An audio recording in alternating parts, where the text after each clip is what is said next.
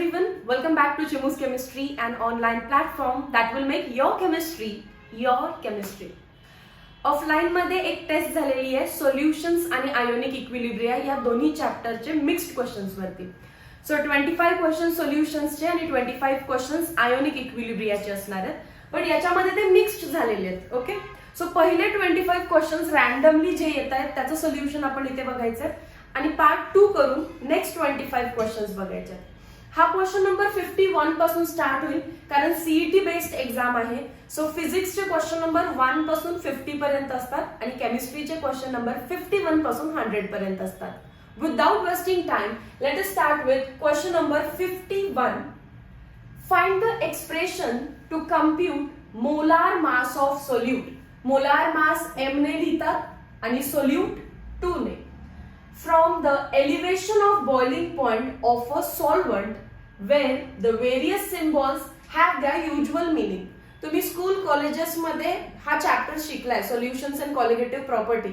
So त्याच्यामध्ये आपल्याला एक बेसिक गोष्ट लक्षात ठेवायची आहे, 2 किंवा b म्हणजे सोल्यूट असतो आणि 1 किंवा a म्हणजे सॉल्व्हंट असतो. बाकी गिवन मास W ने, मोलार मास M ने, नंबर ऑफ मोल्स N ने, या सगळ्या गोष्टी तुम्हाला माहिती आहेत. सो एलिव्हेशन इन बॉइलिंग पॉइंटचा फॉर्म्युला काय असतो? Delta TB is equals to KB into molality. मोलॅलिटीचा फॉर्म्युला काय असतो? Number of moles of solute 2 divided by weight of solvent in kg, right? That is equals to Kb. Number of moles कसं find करतो आपण? Given mass of 2 upon molar mass of 2. याला substitute केलेलं आहे फक्त. Number of moles of 2 कसं find करतो? Given mass upon molar mass of 2. Then I have W1 and W1 लागतं kg मध्ये. हे फक्त जस्ट तुम्हाला माहिती असू दे म्हणून मी लिहिलेलं आहे. फॉर्म्युला हवाय आपल्याला M2 चा.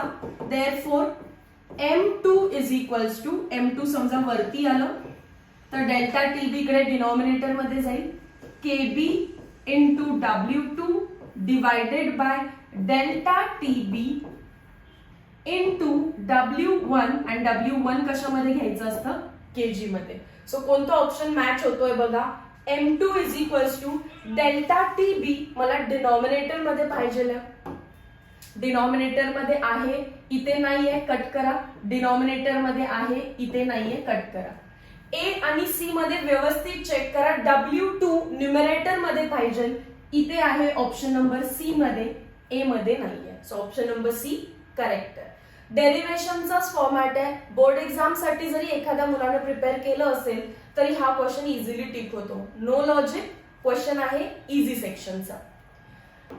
Next question, question number 52. Elevation in boiling point of a solution of 13.44 gram of copper chloride in 1 kg of water. Question फार जपून रीड करायचा.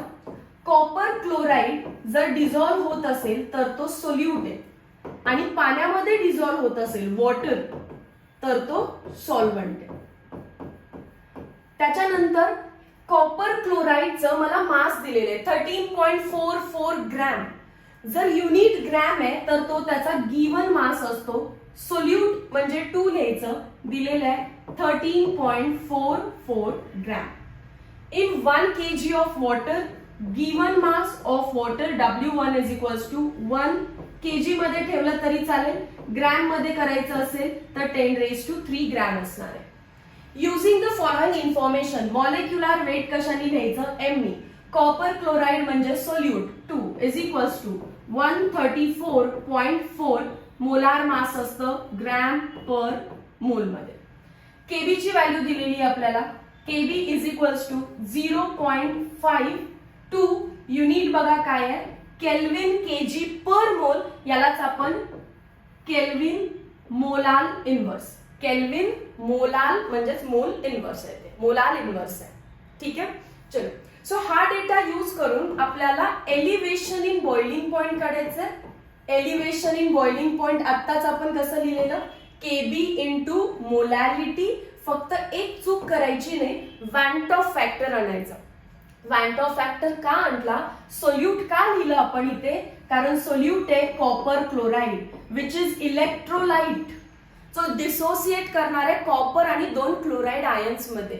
सेकंड थिंग, तो एक स्ट्रॉंग इलेक्ट्रोलाइट आहे. आयोनिक इक्विलिब्रियम आपल्याला काय शिकवते, जर HCl कडून हा CuCl2 कशापासून बनलेला असणार, strong acid HCl, weak base CuOH twice. पण एक जरी स्ट्रॉंग असेल तर त्याच्यासारखा सॉल्ट बनतो, म्हणजे it is strong electrolyte. Strong electrolyte completely dissociate करेल. तो कशामध्ये डिसोसिएट करणार आहे, copper +2 + 2Cl- ions. So total number of ions किती झाले, 3. त्यामुळे आय ची व्हॅल्यू पण झाली 3. एन ची व्हॅल्यू 3 असते खरं तर. जेवढे आयन्स तेवढीच एन ची व्हॅल्यू असते. पण स्ट्रॉंग इलेक्ट्रोलाइट मध्ये जितका एन तितका I, that is I is equals to N. म्हणजे मी डायरेक्टली 3 पुट करू शकते. केबी आहे 0.52 आणि मोलॅरिटी फाइंड करायची आहे. मोलॅरिटीचा फॉर्म्युला काय आहे, number of moles of solute that is W2/M2 into weight of solvent in kg. ते कशामध्ये घ्यायचं, केजी मध्ये. व्हॅल्यूज पुट करा. हे सायमल्टेनियसली मी सॉल्व्ह पण करते. 3 2 चा 6, 5 3 चा 15, 2 ने decimal 1.56 into W2 is 13.44, M2 is 134.4, W1 कशामध्ये, केजी मध्ये 1 kg आहे. सो समोर 1.56 इंटू, हे कॅल्क्युलेशन कसं येणार आहे, डेसिमल शिफ्ट करून 0.1. सो डायरेक्टली लिहिते 0.1 that is equals to 156. Decimal किती आहे, 1 2 3. 0.156 nearly equals to 0.16. So exactly आपला आन्सर मॅच झालेला आहे ऑप्शन नंबर सी सोबत.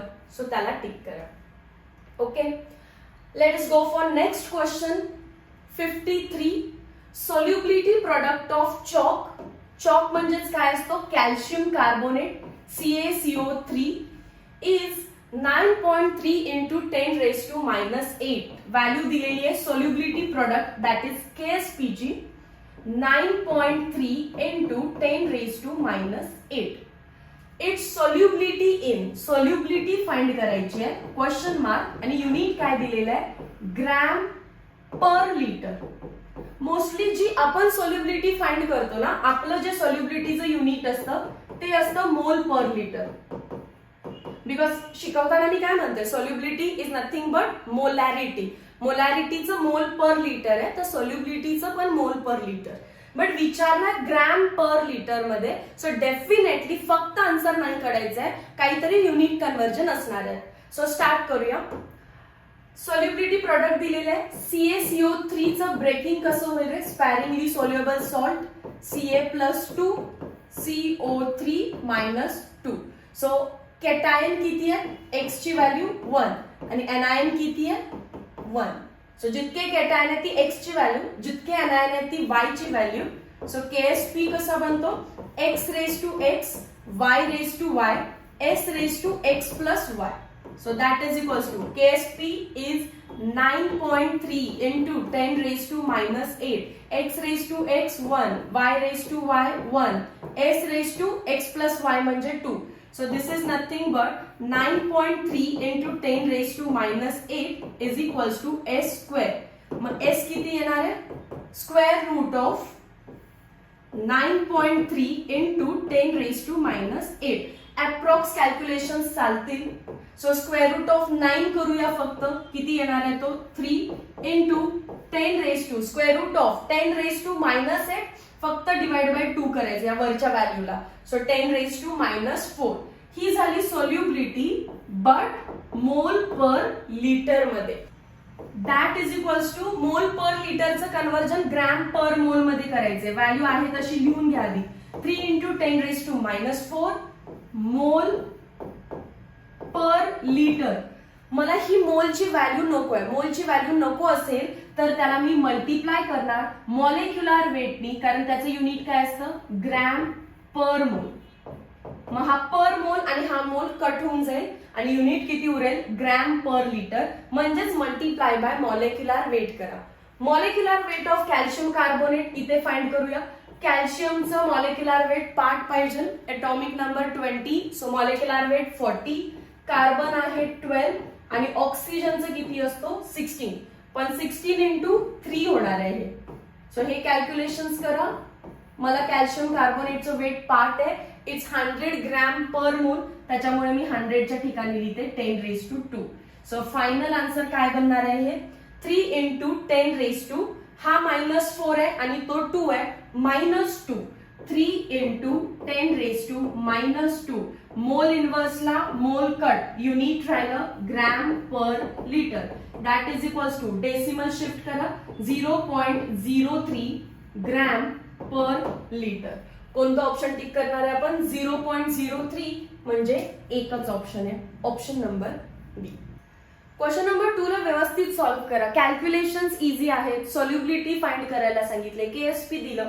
नॉर्मली इथपर्यंत सगळे सॉल्व्ह करतात, पण पुढे जाऊन मॉलिक्युलर वेटनी मल्टिप्लाय करायचं आहे का डिवाइड करायचं आहे हे युनिटला बघून ठरवायचं. जर मला ग्रॅम पर लिटर म्हणतायत म्हणजे मोल नको आहे, मोल नको असेल तर मॉलिक्युलर वेटनी मल्टिप्लाय करा, मोलला मोल इनवर्स कट होऊन जाईल. Let's move for next question. Question number 54. Reverse osmosis is because of. Reverse ऑस्मॉसिसची डायग्राम आठवत असेल तुम्हाला. आपण एक कंटेनर घेतो, त्या कंटेनरचे 2 पार्ट्स केले जातात using semi permeable membrane, SPM ज्याला म्हणतो आपण. एक साइडला ठेवलेलं असतं सॉल्ट सोल्युशन आणि एक साइडला असतो प्युअर सॉल्व्हंट. आणि नॉर्मली ऑस्मॉसिस काय असतं रे, the net spontaneous flow of solvent into the solution via semi permeable membrane, right. पण मला हे ऑस्मॉसिस थांबवायचं असेल तर आपण प्रेशर अप्लाय करतो इक्वल्स टू पाय इतकं प्रेशर इथून अप्लाय केलं तर जो ब्ल्यू फ्लो जो मी दाखवलाय pure solvent to salt solution हा थांबतो आणि नेट फ्लो थांबला. पण पाय पेक्षा जर ऍडिशनल प्रेशर आपण लावलं, pi plus some extra pressure P in downward direction, तर फ्लो उलटा होतो. सॉल्ट सोल्युशन मधलं जे वॉटर आहे, सॉल्ट नाहीये, सॉल्ट सोल्युशन म्हणजे सॉल्ट प्लस वॉटर, सॉल्ट तिथेच राहतो आणि वॉटर जे आहे ते इकडे ट्रॅव्हल करतं आणि मग परत आपल्याला प्युअर वॉटर इथे सेपरेट आउट मिळून जातो. मग ऍक्च्युअल मध्ये आपण काय केलं, एक्सेस प्रेशर अप्लाइड केलं कुठे, on the side of solution. So असं ऑप्शन कुठे आहे बघा, ऑप्शन ए मध्ये म्हणतात excess pressure is applied on solvent, B मध्ये म्हणतात excess pressure is applied on solution which is separated from solvent by semi-permeable membrane. Correct आहे. C आणि डी का चुकलेत बघूया. एक्सेस वेपर प्रेशरचा काही संबंध नाहीये. अगेन एक्सेस वेपर प्रेशर काही संबंध नाही, एक्सेस प्रेशर फक्त म्हणायचं तुम्हाला. Let's go for next question. Question number 55. What will be freezing point of 1% solution of lead nitrate. काही मुलं विचार करायला लागतात लीड नायट्रेटचा फॉर्म्युला माहित नाही, मग आता कसं सॉल्व्ह करू. त्यांना सिंपल विचारायचं आहे की प्युअर वॉटर असेल तर त्याचा फ्रीजिंग पॉइंट काय असणार आहे रे, 0°C, राईट. त्याच्यामध्ये मी लीड नायट्रेट टाकलं, मला ही फॉर्म्युला माहित नाही असं समजा. लीड नायट्रेट टाकल्यानंतर काय झालं, फ्रीजिंग पॉइंट डिप्रेस होतो. सो फ्रीजिंग पॉइंट आता कसा होणार आहे, below 0°C. So option number ए ला टिक करून टाकायचं. लेड म्हणजे प्लंबम, PB. नायट्रेट म्हणजे NO3. ऑक्सिडेशन स्टेट इथे +2 असते म्हणून 2 लावायचं, PbNO3 ट्वाइस. हा त्याचा फॉर्म्युला आहे, पण गरज नाही लागत. जर पाण्याचा फ्रीजिंग पॉइंट 0 असेल, त्याच्यामध्ये कुठलाही सोल्यूट आपण पुट केलं, फ्रीजिंग पॉइंट डिप्रेस होतो, सो बिलो 0°C जाणार आहे. Question number 56. Lemon juice normally has pH is equals to 2. वाचते तसं मी गिवन घेऊन घेते. If all acid in lemon juice is citric acid या citric acid and there are no citric salt present, then citric acid concentration of citric acid, त्यांनी कसं लिहिलं बघा, H citric acid in the lemon juice will be. हे जे part लिहिलंय ना, this is concentration of citric acid असं लिहिलं तरी चालेल. Assume that only first hydrogen of citric acid is important and blah blah. काही गरज नाहीये, बाकी फक्त मला के ची व्हॅल्यू लागते ती लिहून घेते. के इज इक्वल्स टू 8.4 इंटू 10⁻⁻⁴ मोल पर लिटर. थोडस गिवन बघा. गिवन मधून मला समजतं की कॉन्सन्ट्रेशन हवंय त्यांना आणि कॉन्सन्ट्रेशनला आपण सी असं म्हणत असतो. मग we know H plus is equals to C into alpha. मग मला H प्लस दिला का? दिलंय. जर ते पीएच म्हणतायत, पीएच वरून H प्लसचं कॉन्सन्ट्रेशन, आय होप हे डायरेक्टली काढता येतं. मी आता हे कॅल्क्युलेशन करत बसणार नाहीये. जर पीएच 2 असेल तर कॉन्सन्ट्रेशन ऑफ H प्लस किती असणार आहे? 10⁻². सो 10⁻² भेटला. पुढे सी फाइंड करायचा आहे आणि अल्फा मला के वरून काढता येतो, राईट. मग थोडस फॉर्म्युला मध्ये चेंज करूया आपण. See as it is. अल्फाला काय लिहायचं? √KA/C. सी ला आतमध्ये आणा. √KA. जर सी आतमध्ये आला तर काय बनून येईल? C². स्क्वेअर रूट झाला सी झाला, म्हणजे रूटच्या आतमध्ये C² आहे डिवायडेड बाय सी. सी ला सी कट, सी ला एक C cut. So final formula काय राहिला? हा फॉर्म्युला पण तुम्हाला पाठ पाहिजे. H plus is equals to √KA into C. Okay. So therefore मला फाइंड करायचंय सी. मी व्हॅल्यूज पुट करून टाकते. H प्लस किती दिलेलं आहे? 10⁻² इज इक्वल्स टू √K किती दिलेलं आहे? 8.4 इंटू 10⁻⁻⁴. आणि सी आपल्याला फाइंड करायचं आहे. स्क्वेअर करा दोन्ही साइडला. Square on both side. 10⁻² चा स्क्वेअर 10⁻⁻⁴. इथला रूट निघून जाईल. 8.4 into 10⁻⁻⁴ into C. So C ची व्हॅल्यू काय येईल आता? Therefore C is equals to 10⁻⁴ divided by 8.4 into 10⁻⁻⁴. -4 ला -4 कट झाला. 1/8.4 फक्त आलेला आहे. 1 डिवायडेड बाय 8.4 जर आपण सॉल्व्ह केलं तर आन्सर येतं 0.119 something. That is equals to, मी डेसिमल शिफ्ट करते, 11.9 into 10⁻², which is nearly equal to 12 into 10⁻². So option number D match होतो बघा इथे. हा असा फर्स्ट क्वेश्चन आहे की ज्याच्यामध्ये एंडला जाऊन कॅल्क्युलेशन्स हे मॅथमॅटिकल स्टेपवरती डिपेंड आहेत. म्हणजे ज्याचा मॅथ स्ट्रॉंग आहे तो पुढचे कॅल्क्युलेशन्स करू शकतो. अदरवाईज थोडस प्रॉब्लेम असेल मॅथ्स मध्ये किंवा मल्टिप्लिकेशन डिव्हिजन मध्ये तर टाइम खाणारा क्वेश्चन आहे. पण 51 पासून 56 मध्ये 56 असा फर्स्ट क्वेश्चन आला की ज्याच्या कॅल्क्युलेशनला तुम्हाला टाइम वाया जातं तुमचं. बाकी आतापर्यंतचे क्वेश्चन थोडेसे इझी होते. ठीक आहे. चलो let us go for next question. 57. Vapor pressure of two liquids P, Q are 80 torr and 60 torr respectively. Vapor pressure म्हटले of two liquids, दोन लिक्विड्सचं दिलेलं आहे म्हणजे प्युअर असणार आहे. P0 आणि याचं पण काय लिहिते? P0. फक्त हा P साठी आणि तो Q साठी आहे. What would be total vapor pressure? PT काय असेल? Of the solution obtained by mixing 3 moles of P. Number of moles of P 3. Number of moles of Q 2. PT कसं फाइंड करतो आपण? Using Dalton's law. PT is equals to partial pressure of P plus partial pressure of Q. पण partial pressure कसं find करणार आपण? Pure pressure of P into mole fraction of P plus partial pressure of Q is equals to pure pressure of Q into mole fraction of Q. हा formula समजलाय का बघा? Total pressure म्हणजे P चं आणि Q चं pressure add करायचं आहे. पण प्युअर नाही, पार्शल. पार्शल कसं फाइंड करतो? प्युअर इंटू मोल फ्रॅक्शन. Q चं प्युअर इंटू मोल फ्रॅक्शन. ना नेक्स्ट P0P. P0P किती दिलेलं आहे? 80. मोल फ्रॅक्शन ऑफ P कसं फाइंड करणार? Number of moles of P upon total moles. And मोल फ्रॅक्शन ऑफ Q कसं फाइंड करणार? Number of moles of Q upon total. 3 + 2 5. So directly value put करते.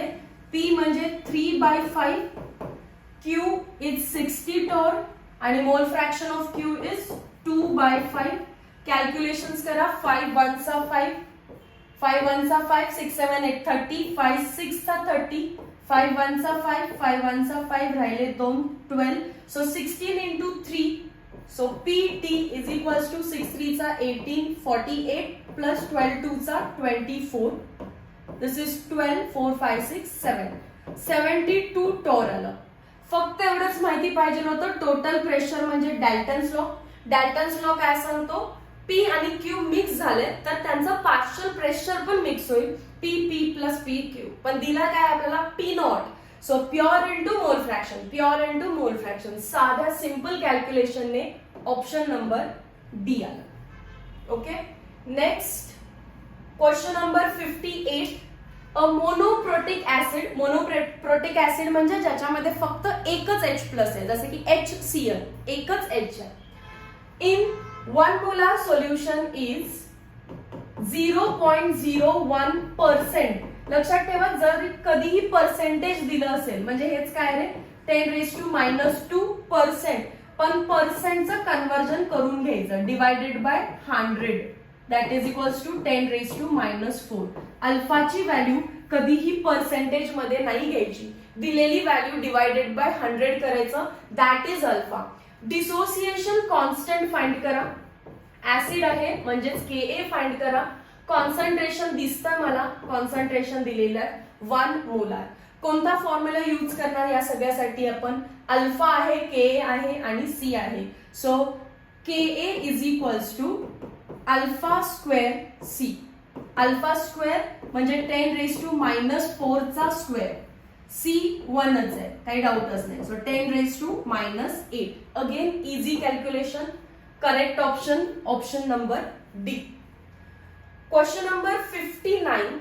aqueous solution of CH3 COONA is alkaline, acidic, neutral की none of the above. हा salt आहे आणि salt acid आहे का, base आहे का, न्यूट्रल आहे, हे जर विचारत असतील तर question is based on salt hydrolysis. बघायचं की यातला Na कोणाकडून आलाय, NaOH which is strong base, आणि CH3CO कोणाकडून आलाय, CH3COOH which is weak acid. जो स्ट्रॉंग आहे त्याच्या सारखं नेचर असतं. So this is basic. Strong कोण आहे, NaOH, right. So strong base तर basic in nature, that is alkaline. Option number A. Question number 60. The van't Hoff factor of the compound. Compound आहे K3FeCN6. हा जर compound break करायचं ठरवलं, ionise करायचं ठरवलं, तर कोऑर्डिनेशन केमिस्ट्री काय सांगते रे, काउंटर आयन कम्प्लिटली ब्रेक होतात. 3 पोटॅशियम आहे तर 3 K+ भेटतील. But coordination sphere as it is राहतो, FeCN6. जर याच्यावर +3 चार्ज असेल तर याच्यावरती असणार -3. So total number of ions किती झाले, total number of ions is equals to 4. So number of आयन्सच त्याच्या वॅन ऑफ फॅक्टरची व्हॅल्यू डायरेक्टली लिहू शकता. सो करेक्ट ऑप्शन आहे option number A. Next question, question number 61. Estimate the concentration of acetic acid which is needed to give a hydrogen ion concentration of 3.5 into 10⁻⁴ molar. Concentration of acetic acid काढा म्हणजे C find करा. which is needed to give hydrogen ion concentration. H+ ची value सांगितलेली आहे 3.5 into 10⁻⁴. Ka दिलेला आहे 1.8 into 10⁻⁵. याच्यामध्ये मला Ka दिसतोय, H दिसतो आणि C फाइंड करायला सांगितलं. मग असा कोणता फॉर्म्युला जो तिघांना रिलेट करेल, आत्ताच आपण एक फॉर्म्युला डिराईव्ह केलेला, H+ is equals to C into alpha. पण अल्फा दिलेला नसतो, मग आपण काय करतो, अल्फालाच लिहायचं √K/C. जर K/C लिहिलं तर हा C आतमध्ये शिफ्ट होताना C² म्हणून जातो. सो C² मधला एक C खालचा एक C कट होईल. डायरेक्टली हा फॉर्म्युला लर्न असला पाहिजे. आता H+ is equals to √K/C. Values put करते मी डायरेक्टली. H+ ची व्हॅल्यू आलेली आहे 3.5 into 10⁻⁴. √K ची व्हॅल्यू आहे 1.8 into 10⁻⁵. C फाइंड करायचंय. Square on both side 3.5 into 10 raise to minus 4 चा स्क्वेअर आणि इथलं रूट निघून जाईल 1.8 into 10 raise to minus 5 into C. स्क्वेअर करणं काही अवघड नाहीये. 5 5 चा 25 आणि 3 नंतरचा नंबर 4, सो 3 4 चा 12. 12.25 इंटू 10 रेस टू मायनस 8, ती व्हॅल्यू डिवाइडला आणा. 1.8 into 10 raise to minus 5 is equals to C. थोडंसं याला सॉल्व्ह करूया. सी इज इक्वल्स टू काय येईल बघा. पहिला पॉवर बद्दल विचार करू. पॉवर वरती जाईल +5 होईल, सो पॉवर येणार आहे 10 रेस टू -3 कारण 8 आहे तो. आता याच्यामध्ये कॅल्क्युलेशन करताना 2 च्या टेबलमध्ये, सो 2 6 चा 12, 2 1 चा 2, 2 2 चा 4, 2 5 चा 10, 2 9 चा 18, सो 61.25 घेते आणि खालचा पण डेसिमल 1 ने शिफ्ट करते. ठीक आहे, 6 पॉइंट आहे तर 61 पॉइंट केलं आणि याला पण 9 केलं. 9 च्या टेबलने आता सॉल्व्ह होईल आपल्याला. 9 18 27 36 45 54, 6 चा 54 आहे, 55 56 57 58 59 60 61 72, 8 8 चा 64, 8 9 चा 72, राईट. सो डेसिमल पॉइंट येईल आधी, मग 8 येईल, मग 0 येईल, परत 5 6 चा 9 6 चा 9 18 27 36 45 54 पुढे जातात 5 चा. बट बाकी पुढे मला सॉल्व्ह करायची गरज नाहीये, इतकं लिहिलं तरी चालेल. सो आन्सर आहे 6.8 इंटू 10 रेस टू -3. मॅच झालेले आपलं आन्सर इथे ऑप्शन नंबर ए ला. कॅल्क्युलेशन काही फार टफ नाहीये, सो अगेन इझी पार्ट मध्ये गेलेला आहे हा question. Let's move to next question number 62. Which of the following is the buffer solution of strong acidic nature. हे जे सगळे बफर आहेत ते ऍसिडिकच बफर आहेत, त्यातल्या त्यात स्ट्रॉंग कोण आहे बघा. पहिला कोण आहे H3BO3, H3BO3. दुसरा कोण आहे HCOOH. तिसरा आहे H2C2O4. लास्ट आहे CH3COOH. सो वीक ऍसिड आणि त्याचा सॉल्ट घ्यायचा असतो स्ट्रॉंग बेस सोबत. इथे तर बघा त्यांनी तिन्ही हायड्रोजन काढले ऑप्शन नंबर ए मध्ये. एक हायड्रोजन जाऊन एक बेस यायला पाहिजे ना, सो इथे काय केलं तिन्हीच्या तिन्ही हायड्रोजन काढले. सो मी या ऑप्शनला आधीच रॉंग करते. दुसऱ्या ऑप्शन मध्ये त्यांनी एक हायड्रोजन काढलेले आणि आपल्याला चॉईस दिले की तुम्ही Na आणा तिथे किंवा K आणा. सो बी बद्दल आपण विचार करू शकतो. सी मध्ये चला, सी मध्ये त्यांनी 2 हायड्रोजन काढले C2O4-2, सो रॉंग. डी मध्ये चला, डी मध्ये परत त्यांनी एकच हायड्रोजन रिमूव्ह केला आणि आपल्याकडे चॉईस ठेवली आहे कोणताही स्ट्रॉंग बेस NaOH किंवा KOH आणण्यासाठी. सो ऑप्शन बी आणि डी करेक्ट असू शकतो, पण स्ट्रॉंग ऍसिडिक नेचर विचारलेलं आहे. स्ट्रॉंग ऍसिडिक नेचर म्हणजे मिथेनॉइक ऍसिड आणि फॉर्मिक ऍसिड. ऑप्शन बी आणि डी मध्ये कोण स्ट्रॉंग ऍसिड आहे, तर आपण ऍसिडिटी कसं फाइंड करतोय. मिथेनॉइक ऍसिडचा H रिमूव्ह केला की असं स्ट्रक्चर आहे. Sorry, this is ethanoic, this is methanoic. हा -4 जो आहे हा सेकंड मॉलिक्यूल हा ड्रॉ केला मी. हा कधी स्टेबल बनेल जर त्याला कोणी इलेक्ट्रॉन नाही दिले तर, कारण त्याच्याकडे ऑलरेडी इलेक्ट्रॉन आहेत, तो ऑलरेडी अनस्टेबल आहे आणि इथे CH3 ग्रुप इंडक्टिव्ह इफेक्टने त्याला इलेक्ट्रॉन्स देतोय आणि अनस्टेबल बनवतोय. अनस्टेबल बनवतोय म्हणजे हा वीक ऍसिड बनतो आणि कंपॅरेटिव्हली इथे H काही डोनेट करत नाहीये, तर हा कंपॅरेटिव्ह या दोघांच्या कंपॅरेटिव्ह मध्ये हा स्टेबल आहे आणि स्टेबल असेल तर हा स्ट्रॉंग ऍसिड म्हणून काम करेल. बी आणि D both are acidic buffers, पण स्ट्रॉंग ऍसिडिक चेक करायचं असेल तर मला ऍसिडची स्ट्रेंथ चेक करायला पाहिजे. ऍसिडचा जो कॉन्जुगेट बेस आहे ते कॉन्जुगेट बेस ड्रॉ केले. कॉन्जुगेट बेस स्टेबल पाहिजे, सो GOC यूज करा. ऑप्शन नंबर बी करेक्ट आहे, इथे पण टिक करा ऑप्शन नंबर बी. अगेन इझी लेवलचा क्वेश्चन आहे, पण हा कॉन्सेप्ट लावावी लागतीये, त्यामुळे थोडंसं आपण याला ऍव्हरेज मध्ये कन्सिडर करू शकतो. Question number 63. व्हिडिओला जर व्हिडिओ आवडत असेल तर लाईक शेअर आणि सबस्क्राईब. मी सांगायला विसरते म्हणून मी इथे लिहायला चालू केलं आता की हे दिसलं की मी तुम्हाला सांगेन लाईक शेअर आणि subscribe. Question number 63. Equal weight of 2 solute X and Y. 2 solute आहे, एक X आहे तर दुसरा Y आहे. इक्वल वेट म्हणजे काय, याचा W शी सेम आहे, तर मी Wच लिहिते. In equal weight of same solvent, जो सॉल्व्हंट यूज केलाय त्याचं पण वेट सेम आहे, म्हणजे सोल्यूटचं पण वेट सेम आहे, सॉल्व्हंटचं पण वेट सेम आहे. W2 W1 are same. If molecular weight of X and Y are in the ratio, molecular weight of X and molecular weight of Y are in the ratio 1:2. X पण लावू शकता तुम्ही. Then depression in freezing point for two solution X and Y are in the ratio. Depression in freezing point is equals to KF into molality. Molality कसं असतं रे? W2 upon M2 into W1 आणि ते पण kg मध्ये. पण X आणि Y साठी J equal आहे ते कट करा. KF तर बदलणार नाही कारण सॉल्व्हंट वॉटरच आहे, सेमच आहे. W2 ला कट करते, W1 ला कट करते, कारण रेशो घेतल्यावरती ते दोघे एकमेकाला कट होतील. So it is inversely proportional to molecular weight.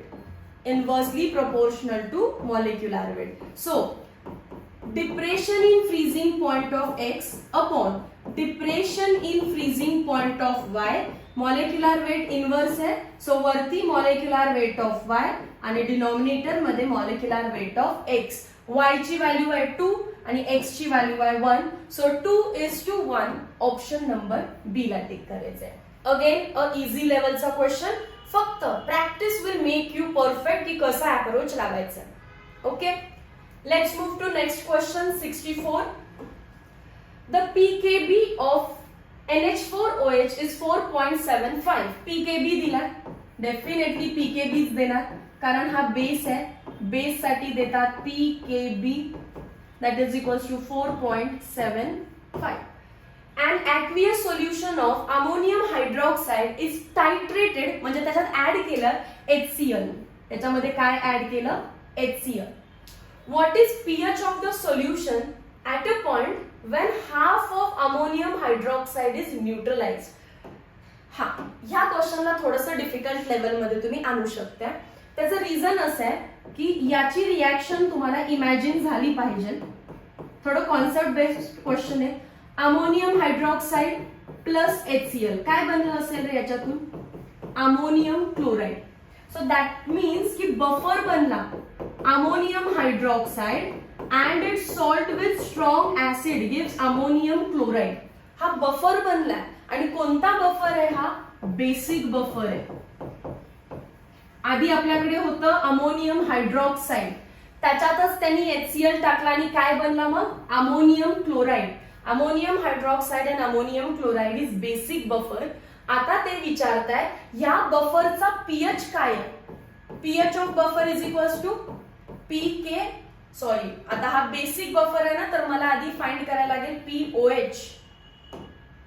POH is equals to pKb plus log to the base 10 concentration of salt upon concentration of acid. पण आपल्याला कॉन्सन्ट्रेशन ऑफ सॉल्ट आणि acid कुठे दिसतायत का रे? पण एक लाईन दिसतीये, find the pH at a point when half of ammonium hydroxide is neutralised. Half ammonium oxide neutralised आहे म्हणजे हाफचा सॉल्ट बनलाय. जितका तुमचा उरलाय half of ammonium oxide is neutralised म्हणजे हाफ उरला आणि हाफचा सॉल्ट बनलाय. सो दोघांचं कॉन्सन्ट्रेशन इक्वल झालं. अर्धा उरलाय, अर्धा, half upon half is 1. So हे सगळं निघून जातं, राईट, आणि 0 कारण लॉग ऑफ 1 इज 0. इथे लिहिते मी concentration of salt becomes equal to concentration of acid. So 1 upon 1 log 1 is 0. So राहिलं काय फक्त pOH is equals to pKb. म्हणून पीकेबी दिला आपल्याला 4.75 आणि मग पीएच कसं फाइंड करणार?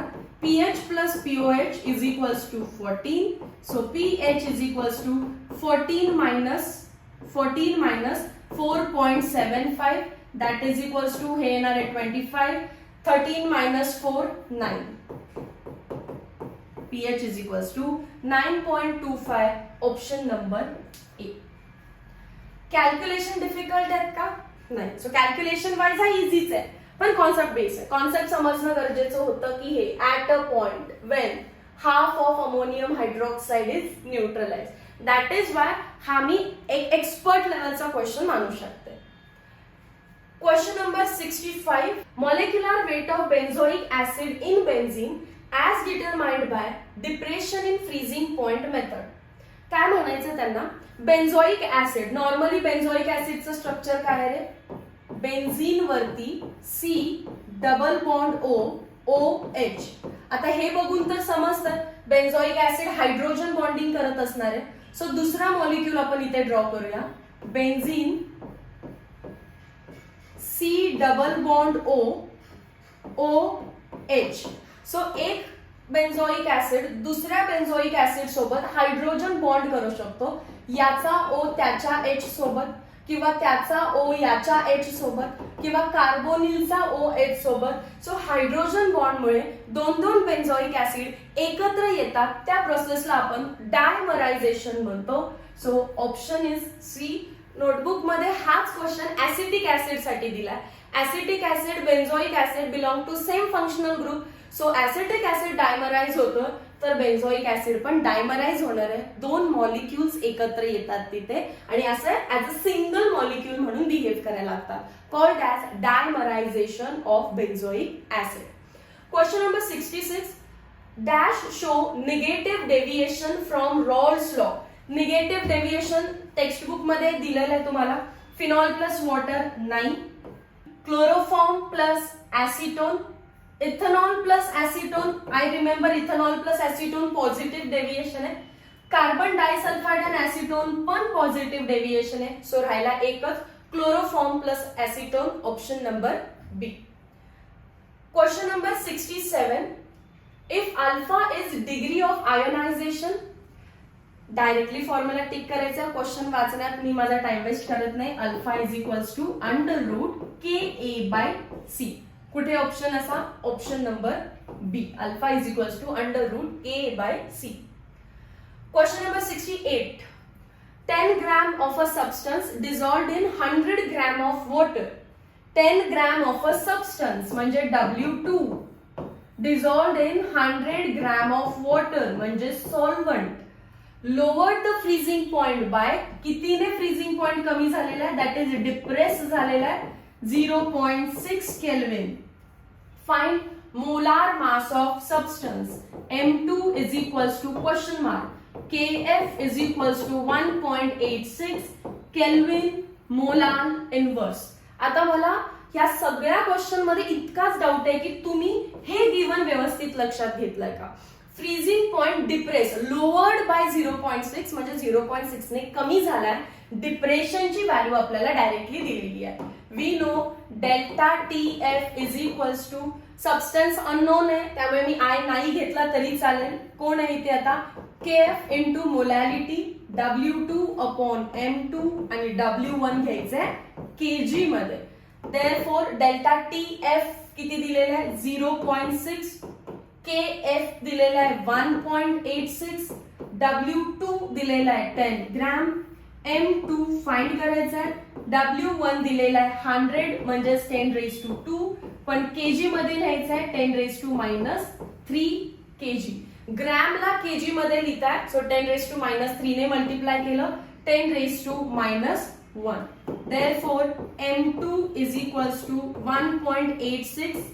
तो 10⁻⁻1 वरती आला 10⁻² झाला आणि 0.6 ला मी इकडे खाली आणते. That is equals to 18.6 divided by 6 into 10⁻².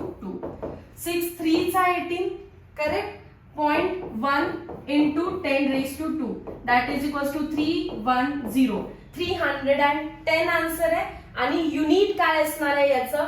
कोण विचारलंय? मॉलिक्युलर वेटचं युनिट असतं gram per mole. So 310 value पहिला फाइंड करा. रॉंग आहे हा. 310 हे पण रॉंग आहे. ग्रॅम पर मोल. काही जणांना असं वाटतं की मॅम इथे आपण युनिट कन्वर्ट केलं ना केजी मध्ये, मग इथे केजी असलं पाहिजे. नाही, केजी कन्वर्ट केलं कारण मोलॅलिटीच्या फॉर्म्युला मध्ये केजी मध्ये लागतो. मॉलिक्युलर वेट ग्रॅम पर मोल आणण्यासाठी मोलॅलिटी केजी मध्ये घ्यायला लागते. ते इंटरनल युनिट कन्व्हर्जन झालेलं आहे. सो त्यात कन्फ्युजन मध्ये पडू नका.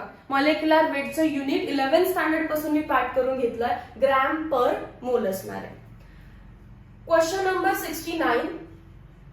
Dry air was passed successively through a solution of 5 gram solute in 80 gram of water. So W1 W2 दिलेले आहेत. And then through pure water, आणि मग pure water मधून, आधी dry air मधून आणि मग pure water मधून. The loss in the weight of solution is 2.5 gram and that of pure solvent is 0.04 gram. What is the molecular weight of solute? हा question तुम्ही डायरेक्टली स्किप करा. हा थरो नॉलेज वरती depend आहे. फक्त solutions चॅप्टरचं knowledge असेल तर हा सॉल्व्ह करणं थोडंसं बिट डिफिकल्ट आहे. फॉर्म्युला नवीन येतो, पण जो फॉर्म्युला टेक्स्ट बुक मध्ये नाहीये त्याच्यावरती क्वेश्चन सॉल्व्ह करायची गरज नाही. सो क्वेश्चन नंबर 69 ला तुम्हाला बोनस दिला जाईल. Let's go for next question. Question number 70. 0.01 molar solution of each urea, common salt and Na2SO4 are taken in the ratio. The ratio of depression in freezing point. Depression in freezing point is a colligative property. Therefore, it is directly proportional to number of particles. Urea मध्ये एकच particle. Common salt म्हणजे NaCl, 2 particle. Na2SO4 sodium sulphate, 2 sodium 1 sulphate, 3 particles. So जितके जास्त particles तितका जास्त depression. Ratio विचारलाय मला 1:2:3. Option number B is the correct answer. Question number 71. Find conjugate base of NH3. NH3 हा स्वतः बेस आहे, लेविस बेस आहे. Lewis base. मग हा बेस असेल तर मी त्याचं दोन्ही फाइंड करू शकते. नॉर्मली बेसचं आपण काय फाइंड करतो रे? Conjugate acid. Conjugate acid find करायसाठी काय करायचं असतं? Add H+. कॉन्जुगेट ऍसिड कसं फाइंड करतो आपण? Add H+. आणि कॉन्जुगेट बेस कसं फाइंड करतो आपण? Remove H+. हा छोटासा चार्ट जरी लक्षात ठेवला तरी चालतं. Remove H+. मग आता मला सांगा काय विचारलंय? मला विचारलं conjugate base. Conjugate base find करायचा असेल तर रिमूव्ह H+. एक H काढा त्यातला. NH3 चं काय झालं? NH2. आणि चार्ज कोणता पाहिजे त्याच्यावर? मायनस. आय नो ऑप्शन मध्ये मायनस चार्ज वाला दिसतच नाहीये, पण NH2 तर दिसतो, त्यामुळे डी ला टिक करायचं होतं. मॅम ऑप्शनच नाहीये, बोनस पाहिजे. आहा, तिथे मोस्ट करेक्ट कोणता दिसणार आहे तुम्हाला? NH2. So option number D. आणि कधी कॉन्जुगेट ऍसिड विचारलंच असतं तर आन्सर काय असतं मग याचं? NH4+. ऍड हायड्रोजन आणि चार्ज कुठला द्यायचा? मायनस. कारण H+ येतोय. H+ जात असेल तर साइन निगेटिव्ह, येत असेल तर साइन पॉझिटिव्ह. Question number 72. मोहर सॉल्ट इज. मोहर सॉल्ट एक डबल सॉल्ट आहे, माहितीये ना आपल्याला, कोऑर्डिनेशन कंपाऊंड्स मध्ये केलेलं आहे.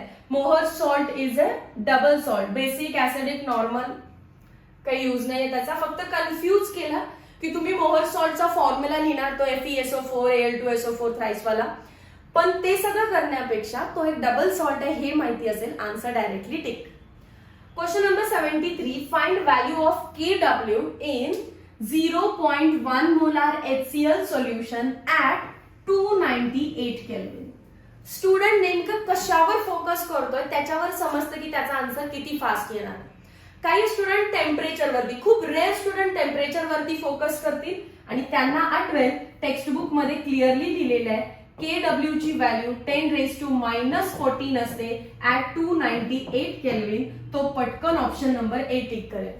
काही मुलं याच्यावर फोकस करतील की 0.1 मोलार HCl साठी माइट बी व्हॅल्यू बदलते की काय, पण Kw ionic product of water आहे. ऍसिड येऊ दे, बेस येऊ दे, त्याचा काहीच संबंध नाहीये. सो याच्यावर फोकस करून वेळ घालवला असेल तर नेक्स्ट टाइम वेळ घालवायचा नाही, फक्त याच्यावरती focus. Next question number 74. Complete the statement. Solubility of gases in liquid. Solubility of gases in liquid is directly proportional to pressure and inversely proportional to temperature. शोधा असा. Increases with increase in pressure, correct है. Decrease with increase in temperature, correct है. Can be calculated at particular temperature using Hess law. Hess law तर thermodynamics मध्ये होता. So option number D ला tick करा because both A and B correct आहे. Question number 75 या video लेक्चरचा last question. Do like share and subscribe. तुम्ही मॅट्रिक्सचे स्टुडंट असाल तर नक्कीच हा व्हिडिओ बघताय सोल्युशन साठी अँड अदर स्टुडंट सोबत सुद्धा शेअर करा. जर तुम्ही ऑफलाईनचे स्टुडंट नसाल काही प्रॉब्लेम नाहीये, तुमच्या फ्रेंड सोबत शेअर करा. फक्त एक गोष्ट लक्षात ठेवा की सेल्फिश बनू नका की हा मला चांगला व्हिडिओ कंटेंट भेटलाय मीच बघेन मी शेअर नाही करणार. तुम्ही अभ्यासामध्ये ग्रो होताय तसं मला माझ्या फील्डमध्ये ग्रो व्हायला हेल्प करा. Do like share and subscribe the video. Which of the following is a colligative property. Directly tick करते ऑस्मॅटिक प्रेशर. बाकी तर वाचायची पण गरज नाहीये. Do like share and subscribe. Video आवडला असेल तर नक्की एक लाईक तर बनतं. नवीन स्टुडंट असाल कमेंट सेक्शन मध्ये जाऊन सांगा की तुम्हाला व्हिडिओ कसा वाटला. हा पेपर सुद्धा मी डिस्क्रिप्शन मध्ये देतेय तुम्हाला सो दॅट तुम्ही पुढचे क्वेश्चन सॉल्व्ह करणार असाल आणि फक्त डाऊट बघणार असाल तर ते पण वेल अँड गुड आहे. Meet you next video lecture. Till then thank you so much. But पहिल्या 25 क्वेश्चन्स मध्ये फक्त 2 क्वेश्चन असे होते की जे रँक डिसाइडर किंवा थोडेसे डिफिकल्ट लेवलचे म्हणू शकते मी. पण बाकीचे 23 क्वेश्चन आपण आरामात सॉल्व्ह करू शकतो. 23च्या वरचे 3 जरी आपण सोडले तर 20 क्वेश्चन्स हे आउट ऑफ आलेच पाहिजेत. पहिल्या 25 क्वेश्चन्स मध्ये 20 मार्क्स हे तुमचे स्वतःचे आहेत. 5 मार्क तुम्ही सिली मिस्टेक्स मध्ये घालवले असतील असं मी मानते. सिमिलरली पुढच्या 25 क्वेश्चनचं आपण अनालिसिस करूया काय होतं आणि मी एक स्कोर सांगते की या स्कोरच्या वरतीच तुम्हाला मार्क्स आले पाहिजे.